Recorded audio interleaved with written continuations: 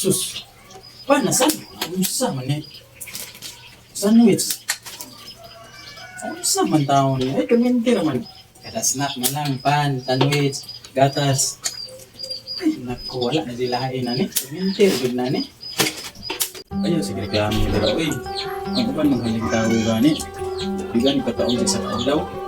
Ang uban, mamunit na gani basura, parang kataon lang. Kaya nga naginagkaita. E bisag, snack lang.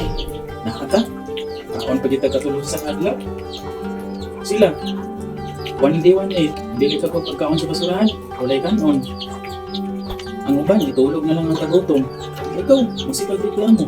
Dapat magpasalamat pag ganyan ka na. Nakatay ka ng kadadlaw. Ang iba, ay, matulog na lang. Wala kay kaon.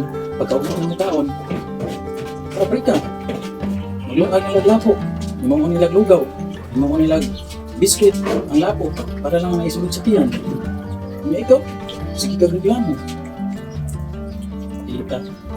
Dapat magpasalamat ka sa Ginoo kay nakikikaon. Tagahanan mo istorya oy. O paganin ko na human. Nagreklamo ko kay kadadlaw, mao biya ni kuryente akong isna ko niya. O biya ko kaon luto, kinira biya sa kadlaw. Bisan pag wakay kaong luto, isang pag snack sa kuryente kadadlaw.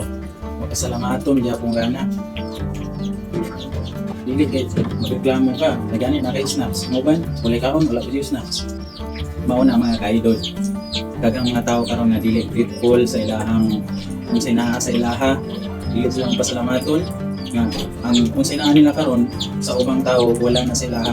So dapat bisag unsa kagamay nga nastuwa karon ato nang pasalamatan. Kung dili ka magreklamo sa kinabuhi, daghang pang mga tao nga ganahan, daghang pang mga tao nga nanandoy kung sa ilang kanon sa matagal adlaw samantalang kita naanas ka katubangan.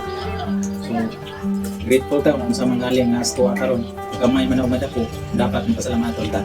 Kung mga ka-idol, pinauto na namoy nakatunan nga leksyon karon sa atong video o amping mo sa kanunay angkod sa sunod na to video. Kabayan, God bless.